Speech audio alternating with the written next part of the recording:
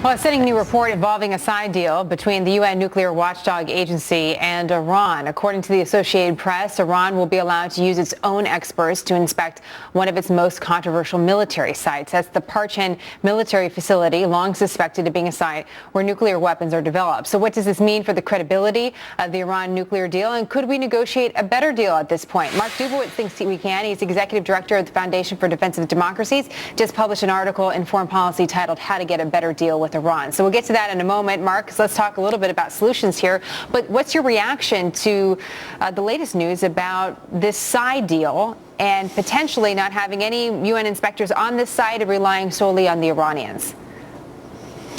You know, Jenna, just when I think that I'm not going to be surprised by another deep and fatal flaw of this agreement, I am surprised to wake up and discover that there is another part of this agreement that is just unacceptable. I mean, in this case, what we're essentially doing is we're allowing the Iranians to self-inspect and self-verify a military site where they have been accused of conducting weaponization experimentation by the International Atomic Energy Agency. And even worse than that, we're not going to get physical access to the site, which establishes the precedent that we're not going to get physical access to any future military sites where Iran has historically been engaged in and is likely to be engaged in weaponization activities. The UN, of course, denies this. They say this is coming from the agency. I'm just going to read part of it. The head of this agency saying, I can state that the arrangements are technically sound and consistent with our long-established practices.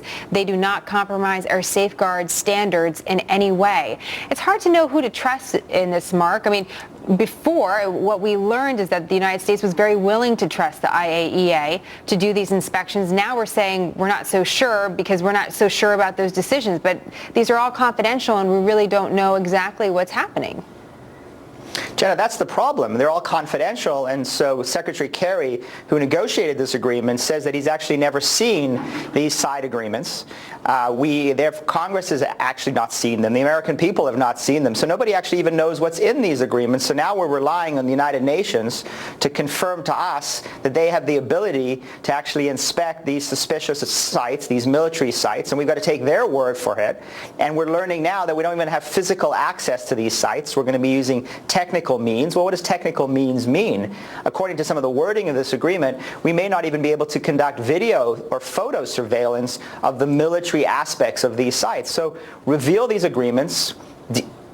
Don't make them secret. Let the American people see them. Let Congress see them. And let's actually do a serious assessment of whether we're actually getting the kind of gold standard verification inspection system that the President of the United States has promised. Wendy Sherman, one of the lead negotiators, as you know, is testifying in front of Congress, and she said she thought it was okay that they received some of the sample soil from these sites, that someone doesn't need to be physically there to inspect these sites. You also were called to testify in front of Congress, and you've done so numerous times. So over the last several weeks, you've had a lot of time to think about this, Mark, and you came up with an article just published this week about what we can do instead of this deal. For our viewers who haven't seen the piece, what do you think is an essential part of a new deal with Iran, and why do you think that new deal is possible? Jenna, a new deal is possible because it's happened over 200 times in American history where Congress has required the President of the United States to go back and renegotiate key amendments to international agreements. It happened during the Cold War on key arms control agreements with the Soviet Union when they had thousands of nuclear-tipped missiles aimed at American cities. So it's happened many times before, and yet this president refuses to follow his predecessors in acknowledging that there are flaws and in going back and rectifying those flaws by getting key amendments. There are three, in my mind, key amendments that I think we should get to this agreement. We're going to be cut off. What's the top one, Mark?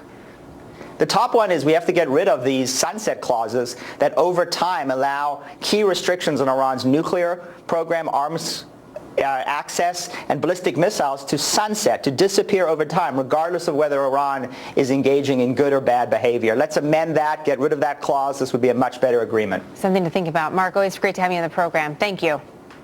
Thanks, Jenna, for having me. Former President